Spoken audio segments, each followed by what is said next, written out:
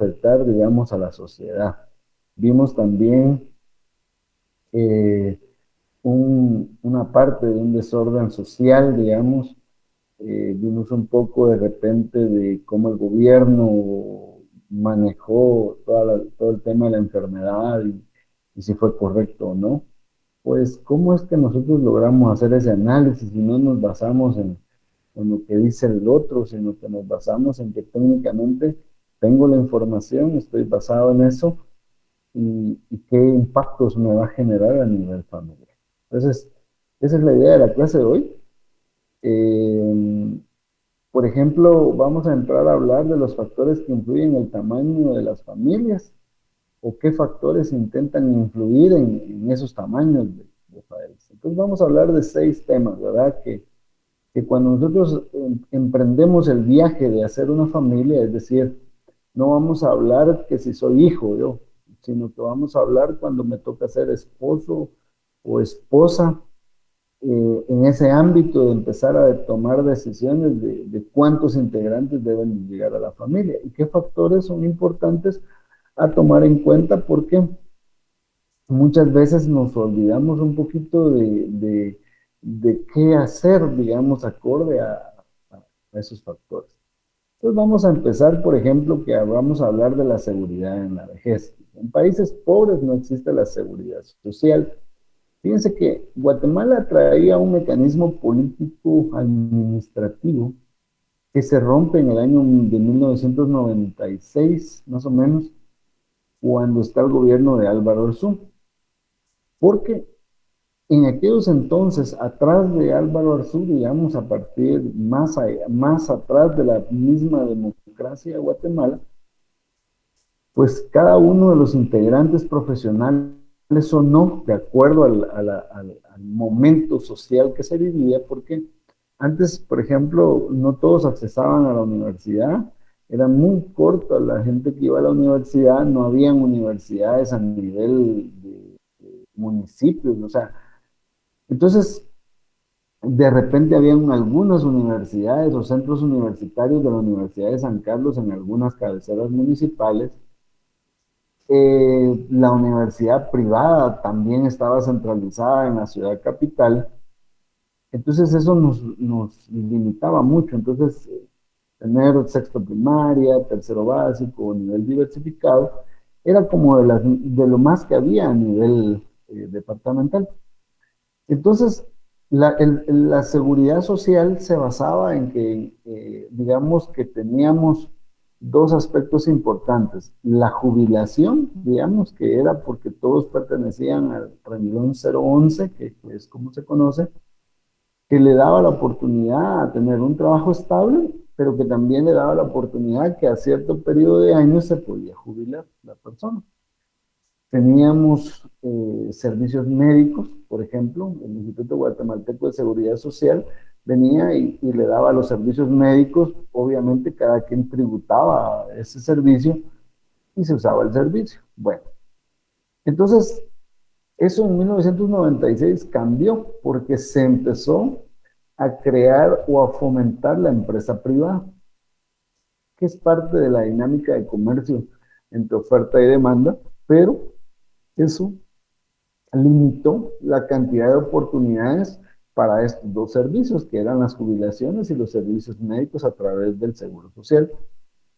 Entonces, en la actualidad, muy pocas personas aspiran, optan o todavía tienen la oportunidad de lograr un empleo de ese tipo.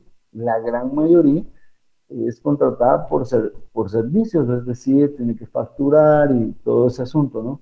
Eso vino a generarnos una inseguridad en la vejez, porque ya no puedo contar con una jubilación, es decir, puedo pasar 20, 30 años en una empresa, pero el día que me vaya me voy como entré, ¿verdad? Entonces lo que sucede es, por ejemplo, que ya no hay seguridad en llegar a la vejez, entonces los ancianos van a necesitar de los hijos para ser cuidados. Pero ¿quiénes van a ser esos ancianos? Pues vamos a ser nosotros, ¿no? Nosotros ya no vamos a tener esa oportunidad de optar, ni mucho menos nuestros hijos y todo, optar hacia llegar a, a tener esa jubilación y ese servicio médico de manera relativamente gratuita, no vamos a discutir el tema, pero ese es un factor importante que se toma en cuenta porque si yo no voy a llegar a esas edades, pues definitivamente pues no lo necesito, pero si yo aspiro a llegar a esas edades, voy a depender de lo que mis hijos puedan tener, aspirar, y si mis condiciones hoy son así, difícilmente podemos hablar de una mejora más adelante. Entonces ahí es como se ve este servicio. Mortalidad infantil, ¿verdad? Está muy relacionado, por ejemplo, con el tema anterior, ya que si la mortalidad es elevada, se producen tasas de fertilidad mayores. Tener una alta mortalidad infantil no estabiliza a la población y, por supuesto, es inaceptable. Lo hemos venido platicando, ¿verdad? Nosotros lo que debemos de garantizar es pasar a las edades, a las etapas adultas de la vida. Para eso debemos de reducir la cantidad de muertes en etapa infantil. El gobierno hace su esfuerzo en edades de 0 a 5 años. Cuando nosotros analizamos estos servicios son casi garantizados a nivel urbano, a nivel rural son un poquito más difíciles y pues la idiosincrasia también de nuestros pueblos hace que eso nos se limite, entonces hay demasiada mortalidad. Cuando hay demasiada mortalidad en el pensamiento, también lo que existe es que hay que seguir en la etapa fértil pues hay que compensar esa gran cantidad. Entonces eso lo que no va a generar es estabilidad en una familia o en una sociedad. Explotación infantil. Acá van a suceder dos cosas. Fíjense pues. Eh, los niños, pues mentalmente estamos diseñados para pensar que nuestros hijos, o sea, los niños deben de ir a estudiar, deben de ir a prepararse, que eso es importante. Yo creo que si ustedes están acá hoy es porque creen en esa parte, pero a veces, en algunas ocasiones, estos niños en vez de ir al colegio o a la escuela, pues van a aportar en el trabajo familiar, ¿verdad? Entonces, el padre dice, bueno, pues mi hijo me ayuda, ¿verdad? Y eso lo podemos escuchar en muchas familias, ¿verdad? No, es que es buen hijo porque él me ayuda, ¿verdad? Es buen hijo porque él me da dinero de lo que gana, ¿verdad? Sin importar las edades. Entonces lo que sucede ahí es que al final es explotación, ¿verdad? ¿Verdad? Pero si no lo vemos como carga, hay países, por ejemplo, que sí se dedican a darle estudios y todo, pero lo sienten como una carga porque obviamente hay que alimentarlos, vestirlos, educarlos. Tal vez una de las grandes ayudas que ha sucedido en estos países es que ellos han mentalizado a sus hijos en el tema de la independencia. La independencia radica en que ellos deben de prepararse, es decir, yo como padre le doy la educación, el alimento, todos los recursos en mis posibilidades, se los entrego a ellos automáticamente se preparan y todo, y a cierta edad ellos deben de dejar el hogar e irse a vivir solos y emprender una vida. Eso trae muchos factores positivos desde el punto de vista de que va a ser una carga a este individuo hasta cierta edad, pero se está preparando para no continuar siendo una carga. Por ejemplo, en nuestro país eso es complicadísimo porque en las áreas rurales hay demasiada explotación infantil porque los niños varones, ellos se tienen que ir a trabajar con el papá al campo, entonces son una gran ayuda, es decir, que por eso se le da un mayor valor al hombre que a la mujer, ¿verdad? Entonces, eh, lo que sucede es de que entonces cuando nace una niña, el padre le da menos valor porque no va a ir a ayudar al campo en el trabajo. En las áreas urbanas, digamos, pues sí siguen siendo una carga, pero lo que sucede también en áreas urbanas o también sucede en el área rural, pero en las áreas urbanas, por ser asentamientos en los que nosotros vivimos, se genera una mayor presión de recursos. Eso derivado a que no hay trabajo, a que no hay un montón de cosas, ¿verdad? Pero esa presión radica porque si ustedes analizan, muchos jóvenes deciden hacer una nueva familia pero cuando les preguntas dónde van a vivir o de qué van a vivir, pues tienen algún empleo, a veces hasta los dos tienen empleo, pero la vivienda quieren seguir viviendo con alguno de los padres. Entonces eso significa que nuevamente eso se genera una carga para la familia original, ¿verdad? Y que complica un poquito. Entonces, por ahí es otro factor importante, ¿verdad? La educación, ¿verdad? Lo veníamos diciendo. Eh, si lo que les decía, ahora en algunos factores, si el niño trabaja, pues no es una carga. Si no trabajo y lo tengo que mandar a estudiar, es una carga, ¿verdad? Por ejemplo, la educación en las niñas en muchos países del mundo, pero vamos a hablar de Guatemala, muy pocas veces se le ha dado el valor real, y no digamos en las áreas rurales, ¿verdad? O sea, ¿para qué va a ir a estudiar? O sea, son frases muy frecuentes derivado de eso, del poco entendimiento de la importancia de las multitud de oportunidades nuevas que puede ofrecer la educación. Creo que ha ido cambiando de a poco, pero en muchas regiones del país aún no, ¿verdad? Yo admiro muchas regiones del país donde realmente se han generado cambios a nivel rural, también a nivel urbano se han generado, porque en las áreas urbanas también el impacto es bastante grande. Condición de las mujeres, ¿verdad? Lo hemos venido platicando, hay mucha discriminación hacia la mujer, o sea, le restringimos la educación, le restringimos el hecho de la oportunidad de la micro, mediana empresa, le restringimos el derecho a la propiedad. Por ejemplo, hay muchas familias que aún no quieren darles propiedad a las mujeres, se casan una pareja, hacen un terreno, una vivienda y siempre está a nombre del esposo, ¿verdad? Pues eso es una restricción y lleva su tinte discriminatorio, ¿verdad? ¿Por qué no puede ser de los dos, ¿verdad? O por qué no puede ser de ella, ¿verdad? O sea, por ahí creo que va. Eh, Hemos relegado a la mujer al tema del cuidado de los hijos, digamos, se genera una nueva familia y bueno, yo me voy a trabajar y tú ves a los hijos.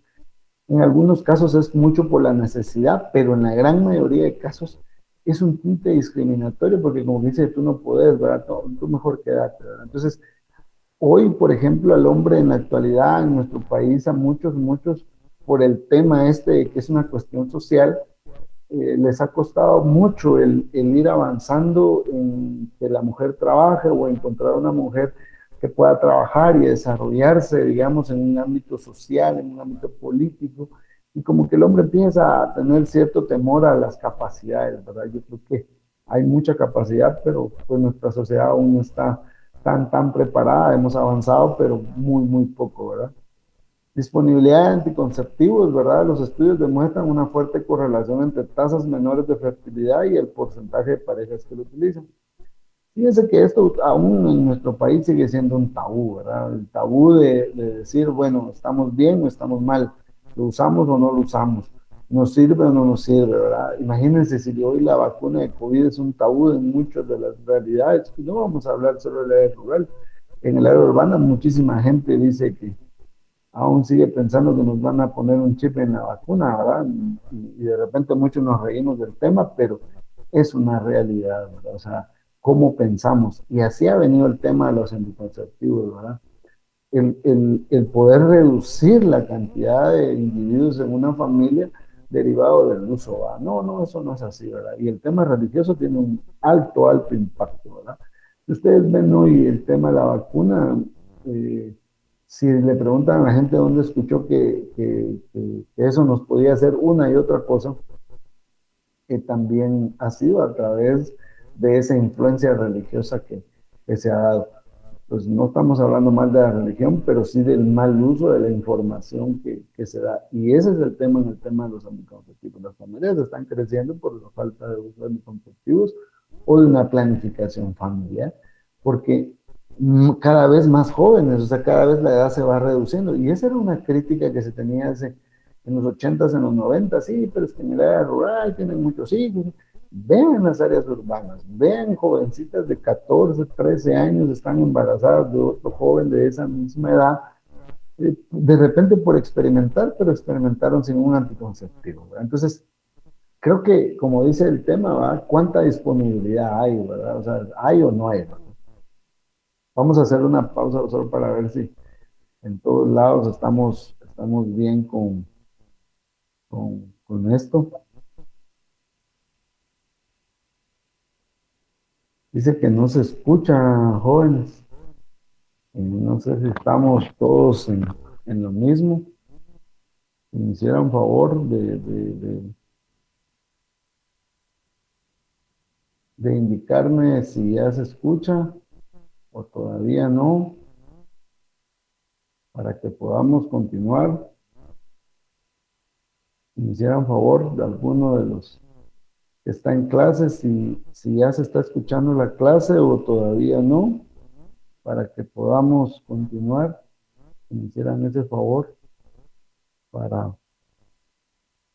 para ver si vamos bien, si todo está funcionando. Aquí dice que sí, pero ustedes me dirán, ¿ah?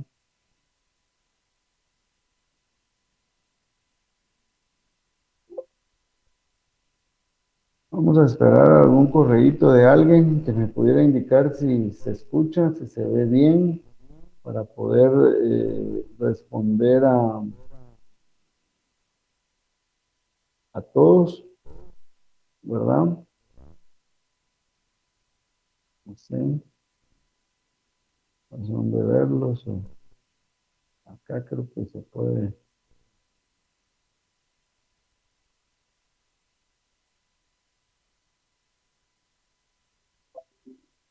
Aquí está. Muchísimas gracias.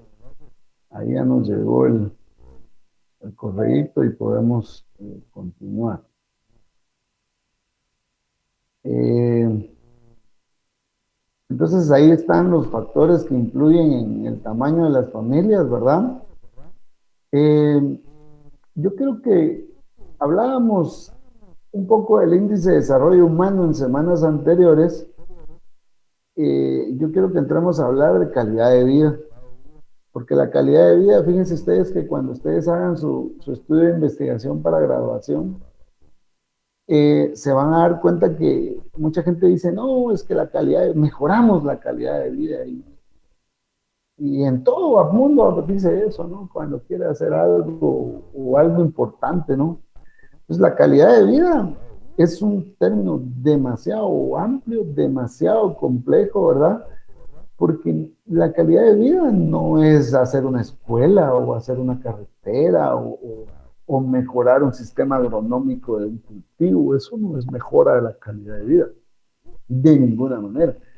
Probablemente aporte a ello, ¿verdad? O sea, que generemos un impacto positivo en alguno de los factores de la mejora de la calidad de vida, pero no el hacer la carretera, el no hacer la escuela o no el hacer una investigación administrativa, sociológica, psicológica, pues genera eso, ¿no? Aporta muy lejos de lo que es la calidad de vida, pero aporta, más no es la conclusión final. O sea, no puede ser mejora en la calidad de vida un objetivo general en una investigación, por ejemplo. Y ustedes a nivel institucional, a nivel de gobierno, van a encontrar estudios, proyectos que eso es lo que dicen.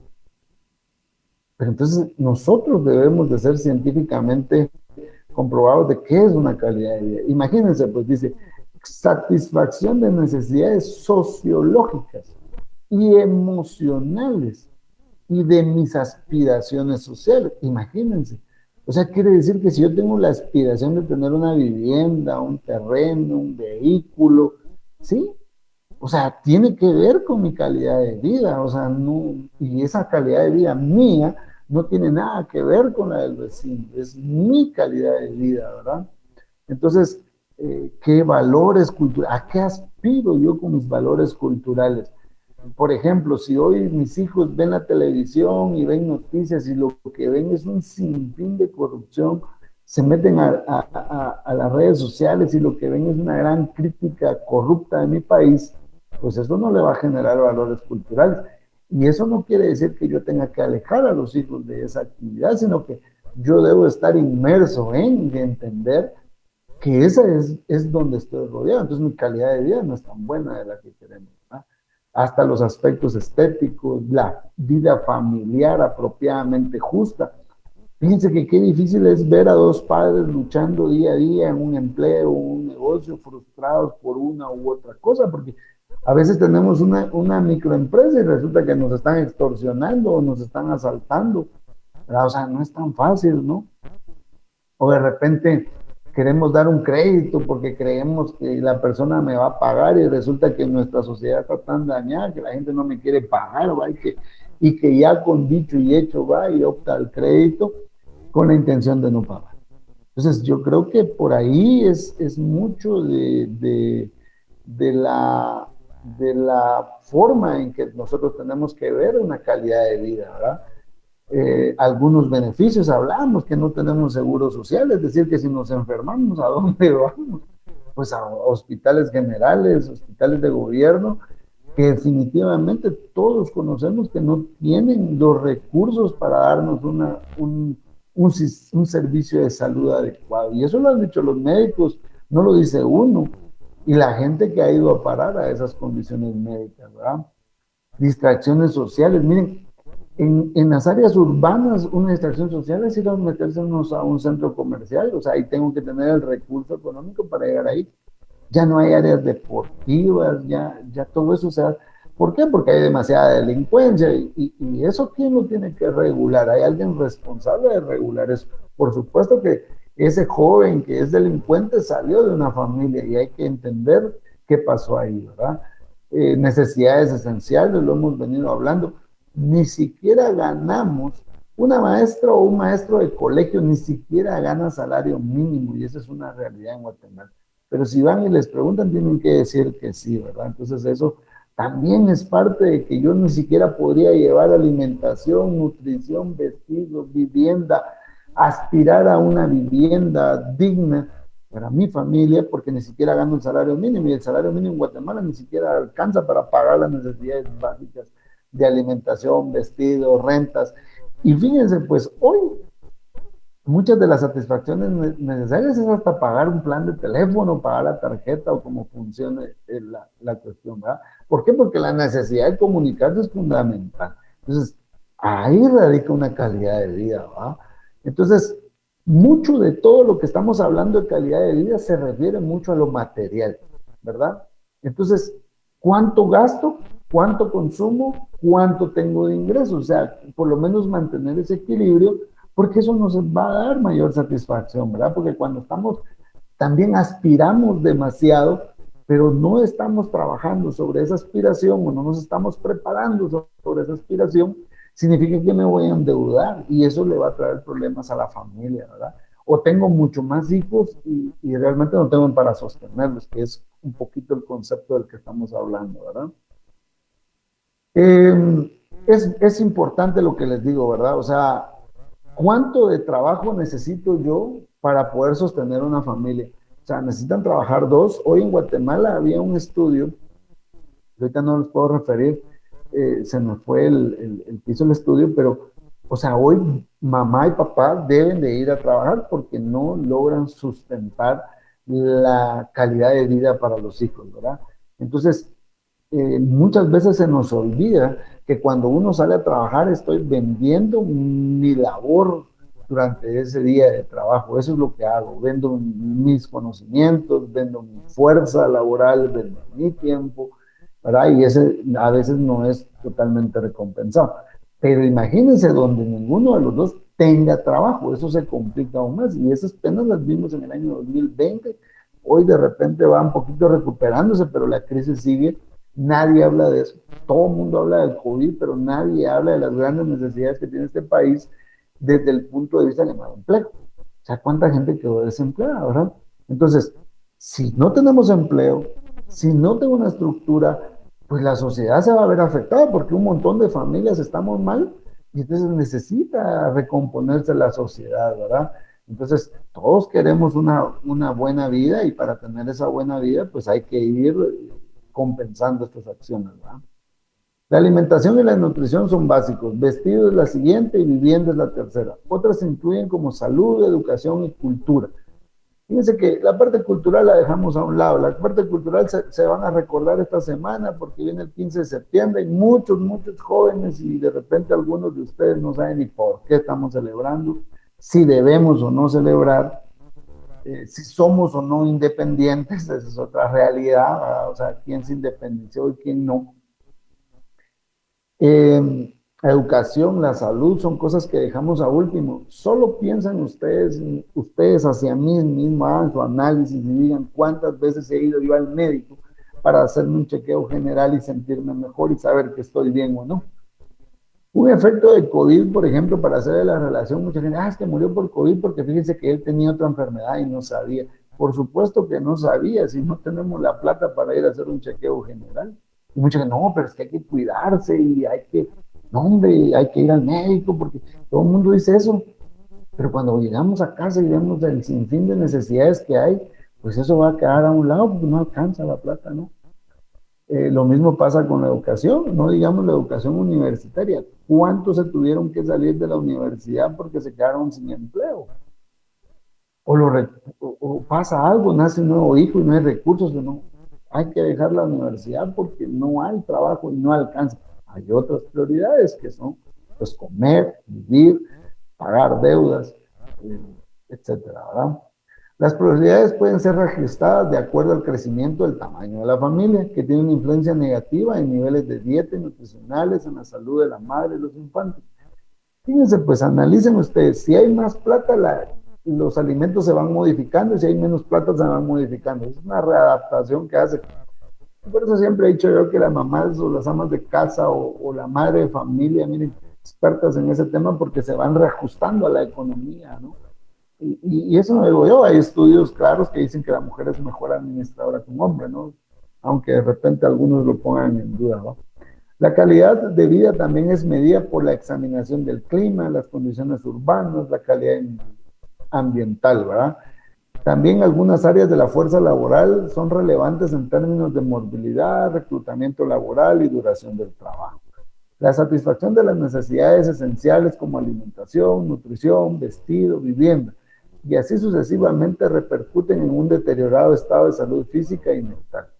Varios de estos componentes están interrelacionados, particularmente la satisfacción de necesidades materiales que son dependientes de los ingresos familiares y de la manera en que la familia gasta o consume. El empleo y la capacidad de consumo de los miembros de la familia llegan a ser relevantes. Eso es lo que estábamos repitiendo, ¿verdad? Muchas veces ganamos 100 quetzales y gastamos 200, y ese es un problema real. Y va creciendo la familia y generamos esa cultura. Entonces, cuando hacemos el análisis, siempre hay un déficit. Había una vez un análisis que hacía un vendedor de electrodomésticos y decía, mire, en épocas de Navidad, aquí viene la gente y se endeuda. Y estamos a 6 meses posteriores y la gente hay que recoger los aparatos, no puede pagar. Entonces, como que creamos un vínculo del gasto en ciertas épocas del año, ¿verdad? Los Black Friday, digamos, que salen en noviembre, que es una celebración norteamericana, que estamos copiando, que nació en esclavitud, pero no vamos a entrar a detalle. Pero lo que sucede es que todo como que en teoría se vuelve más barato, habría que hacer el análisis, pero nos vamos y compramos y todo, ¿verdad? Porque es la emoción, ¿no? Es como que nos sentimos parte de una sociedad que de repente no pertenecemos. Ahí ese análisis también va incluido en la familia, porque esa misma forma de gasto, de excesivo gasto o gasto innecesario, también se lo estamos transmitiendo a nuestros hijos, ¿verdad? Y entonces nuestras generaciones irán bajo la misma condición. Eso no tiene nada que ver con que yo reduzca mis aspiraciones, pero mis aspiraciones deben de ser realistas y decir, bueno, esto es lo que genero y esto es lo que puedo hacer. Ahora, ¿puedo generar más? Por supuesto que sí, ¿verdad? Puedo buscar muchas alternativas. Otro tema son las estabilidades en las familias, ¿verdad? En la actualidad, hoy las parejas vienen, se casan y al ratito se divorcian, se pelean, porque no le contestó el teléfono de repente, puede ser una excusa, ¿no? Pero eso resulta que se pierde la solidificación de la familia, ¿verdad? Entonces, cuando perdemos la solidificación de la familia, entonces lo que vamos a generar es que van a a generar condiciones. No quiere decir que sea siempre lo mismo, pero la tendencia es a generar alcoholismo, drogadicción, ser niños violentos. Por supuesto que van a fundar un nuevo hogar inestable, ¿verdad? Eso es lo que estamos generando socialmente. Muchos me dirán, no, pero yo pues vengo de una pareja separados y estoy bien y soy estudiante universitario. Hay que analizar toda la trayectoria de vida, porque de repente a cierta edad ya nos sentimos estables, pero psicológicamente estamos bien. ¿Cómo lo logramos superar? ¿Qué fue lo que pasó? Entonces, pero nosotros seguimos generando esa bola de nieve para las siguientes generaciones. Por supuesto que hay que cambiar mentalidades, ¿verdad? Ese es como, por ejemplo, este bienestar guatemalteco. Entre más solidificación tengamos de la familia, mejores condiciones vamos a tener en un país, ¿verdad? Nosotros vemos, por ejemplo, que mucha gente dice, no, pero se fue a Estados Unidos y manda plata. Sí, manda plata, pero ¿y cómo lo puedes ver? No pueden abrazarse papá e hijo, mamá e hijo. Y entonces es casi que un divorcio. Lo único que está mandando es plata, pensando en que los hijos están mejor. No todo es plata, ¿verdad? Hemos hablado de muchos factores de la calidad de vida, que no todos son plata, ¿verdad? En una peculiaridad del caso guatemalteco es que la unión de hechos, sobre todo en el área rural, se comporta en muchos casos como el matrimonio formal.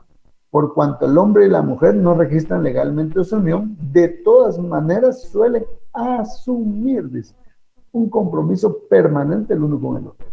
Fíjense que tan interesante lo que pasa en las áreas rurales. Ellos se juntan, hacen una familia, no necesitan de un papel para que diga que son o no son, y tratan de formar una familia. En las áreas urbanas, no, que hay que casarse y hay que casarse y hay que casarse, ¿verdad? Y empieza esa presión social que de repente es innecesaria, ¿verdad? Eso tiene un poco de tinte religioso también, ¿verdad? Pero hay que ver.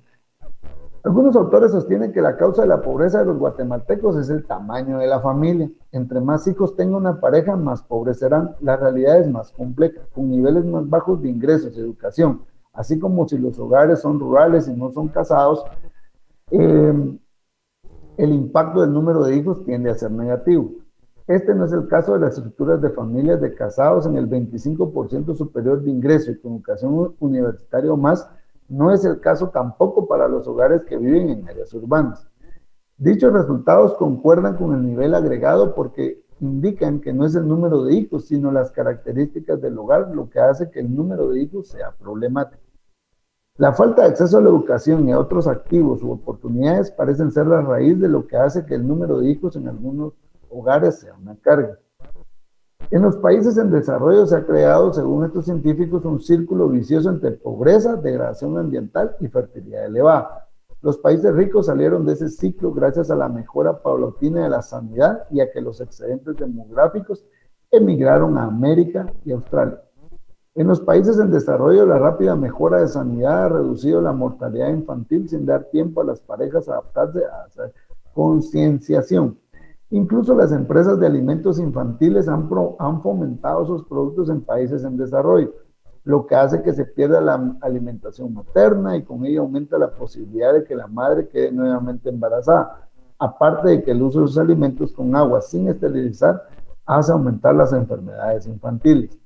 Se demuestra que tan solo el crecimiento de la riqueza no reduce todos estos problemas y además ese crecimiento suele dejar al margen a la mayoría de la población. Entonces vemos cómo, fíjense pues, básicamente nos están diciendo que nos venden chatarra, nosotros la hemos consumido, nos seguimos reproduciendo, dejamos los valores culturales para una amplia reproducción, ¿verdad? ¿Por qué? Porque esa es la idea que nos venden. Nos han vendido porque nos quieren vender el producto y hemos hecho caso, ¿verdad? Si no nos ocupamos del rápido crecimiento demográfico, no vamos a reducir la pobreza y el desarrollo no será sostenible. Entonces, mi análisis a nivel familiar es cuántos hijos puedo tener. ¿Qué tan estable va a ser mi matrimonio? Ahora no me voy a ir con el primero o la primera, sino que voy a analizar qué tan estable es. Empezar a analizar cuál es el círculo familiar y social de cada uno de ellos para generar una familia estable. Eso no garantiza mucho, pero reduce el riesgo y eso es lo importante porque nos va a hacer analizar, ¿verdad? La educación es fundamental. Los dos pensamos que es importante la educación, sí o no. Yo no me puedo ir con alguien que piense que la educación no es importante si yo lo estoy asumiendo como importante, porque va a ser una barrera para que nos podamos desarrollar. Es una barrera para que podamos dialogar de cuántos hijos vamos a tener. Entonces hablamos que la causa fundamental del hambre es la pobreza, ¿verdad? Acá yo quiero avanzar rapidito y decirles básicamente, el problema radica en que existe una globalización económica desigual. Fíjense pues, todo el mundo nos dice que debemos de producir más porque si producimos más se va a acabar la pobreza. Eso es mentira. Hay suficiente alimento en el mundo para que no hubiera pobreza, para que no haya hambre. Lo que sucede es que los países ricos son los que compran la mayor cantidad y los países pobres no pueden. Cuando nosotros queremos exportar, nos ponen un sinfín de limitantes, digamos, que nos hacen que no podamos venderle a los países ricos, pero ellos nos meten su producto tan fácilmente y nosotros lo consumimos de una u otra manera. Ese es el problema real en el mundo. Vamos a ver excesivamente, ¿verdad? Entonces, nosotros nos seguimos reproduciendo. Para los países desarrollados eso es importante porque tienen donde más vender sus productos, ¿verdad? Entonces, y eso va deteriorando las condiciones sociales y ellos están bien, ¿verdad? ¿Cómo nació todo esto, verdad? Todo nació desde la agricultura industrializada, ¿verdad? Ahí inició todo. Ahí empezamos nosotros a crear todo este impacto económico, ¿verdad? Después pasamos por la transformación agraria tradicional, cambiamos los animales por las máquinas, ¿verdad? Empezamos a hacer una variación de granos, ¿verdad? Empezó la revolución verde porque entendimos hace muchos años, eso no es nuevo, hace muchos años entendieron los científicos, los productores, la misma sociedad entendió que le estábamos haciendo un daño al ambiente. La agricultura de subsistencia en los países en vías de desarrollo. Nuestro país aún trabaja como vemos en la imagen. ¿Por qué? Porque es muy caro industrializarse y hay que ir a comprar a los países desarrollados todo esto para que nosotros podamos tener mejores condiciones. Por ejemplo, la cría de animales y sus consecuencias, ¿verdad? Nosotros, por ejemplo, decimos, no, los ganaderos son los ricos, ¿verdad? Y nos limitamos a nosotros a creer en que podemos hacer eso a nivel rural. Pero eso es lo que sustenta las áreas urbanas, ¿verdad? La producción alimentaria, ¿verdad? Los rendimientos agrícolas de las áreas de producción más importantes parecen estar alcanzando una cima. El descenso afecta a los principales granos y se atribuyen a las limitaciones del clima y a una disminución en las respuestas de las plantas a los fertilizantes. Hoy estamos dependientes de los fertilizantes para producir. Entonces eso pone en riesgo la seguridad alimentaria porque la gente no tiene plata para comprar fertilizantes, ¿verdad? ¿Cómo se distribuye? Es lo que yo les digo, ¿verdad? Los países pobres no les llega alimento. Por supuesto que no hay que regalarles alimento. Entonces, ¿cómo empieza la familia, verdad? La familia empieza a través de la seguridad alimentaria personal y familiar. La seguridad de empleo. Eso es fundamental. Si no hay empleo o no hay una forma de generar ingresos estable, la familia empieza a tambalearse, ¿verdad? Tierras adecuadas o ganado, buena salud y nutrición, vivienda adecuada y planificación familiar eficaz, que es importante, ¿verdad? ¿Cuántos hijos voy a tener y cuánto puedo yo subsistir con esa cantidad de hijos, ¿verdad? Y esa familia. ¿Qué tenemos a nivel del mundo? Pues aliviar las deudas, el desarme, o sea, no menos guerras, un comercio justo, ¿verdad? Queremos llevar alimentación y nutrición sostenible para todos los países, ayuda en alimentos y alivio de las hambrunas, tecnología adecuada para ayudar al desarrollo, ayuda a la agricultura sostenible. A nivel de país, autosuficiencia alimentaria y nutricional en cada región, ¿verdad? Que ya no pasemos hambre, distribución justa de la tierra, que está complicado para Guatemala, apoyo a la agricultura sostenible, planificación familiar eficaz, promoción de la economía de mercado, rechazo a la militarización y la red de seguridad eficaz. Entonces, dense cuenta que de repente son conceptos soñadores, pero que hacia ahí vamos. No tenemos que inventar el agua azucarada, eso ya está diseñado, ¿verdad? ¿Qué es la seguridad alimentaria? ¿Cuál es el más importante? Comprar alimentos, cultivarlos, recolectarlos de los ecosistemas rurales, ¿verdad? Hacer que alguien más los provea, no importa. Lo importante es tenerlos y en Guatemala aún eso no lo hemos logrado. Las condiciones que conducen a la seguridad alimentaria, aumentos sostenibles en la producción de alimentos, contribución comerciales en la seguridad alimentaria, apoyo de emergencia cuando y donde se necesite, las inversiones necesarias para cumplir el plan, Esfuerzos concertados para lograr los resultados de los países y la organización. Veamos, hambre, desnutrición y hambrunas. Hambre es el término general para la falta de los alimentos básicos. Desnutrición es la falta de nutrimentos esenciales. O sea, aquellos niños que se comen un tortix y un helado en el almuerzo van a padecer desnutrición, pero sí tenían la plata y pudieron haber hecho otro alimento, ¿verdad? La subalimentación es la falta de la energía alimenticia adecuada, ¿verdad? La Organización Mundial de la Salud ha calculado que 840 millones de personas están subalimentadas y desnutridas, alrededor del 18% de la población del mundo. ¿Qué nos va a provocar el hambre? Nos va a debilitar el sistema inmunológico, deja en un estado de delgadez extrema, impide el crecimiento normal en los niños y la discapacidad mental y física. Entonces ahí vemos imágenes de cómo se da el hambre y la pobreza en el mundo. Lastimosamente, pues no traje imágenes de Guatemala, pero esto es algo que vemos en nuestro país. La causa fundamental del hambre, cómo empezó el hambre a través de sequías y guerras. Hoy creo que es a través de corrupción, de saqueo a nuestro país, y creo que por ahí va el asunto, ¿no? Ayuda alimentaria, la crisis que viene, la ayuda alimentaria se distribuye a países de todo el mundo, no solo donde amenaza la hambruna. ¿Qué pasa con los que sufren de hambre y desnutrición crónica? Hay que darles alimento a quienes lo necesitan en lugares de distribuirlos según la economía de mercado. ¿Qué sucede? Algunos países acaparan. Vayan ustedes a Estados Unidos. Ellos terminan una fiesta y tiran el alimento, cuando en otros países es súper necesario. Pero sí, esos países no tienen la plata para comprar, no tienen petróleo para poderle sacar plata, no tienen recursos. Entonces hay que dejarlos morir porque no nos aportan nada según a nivel del mundo.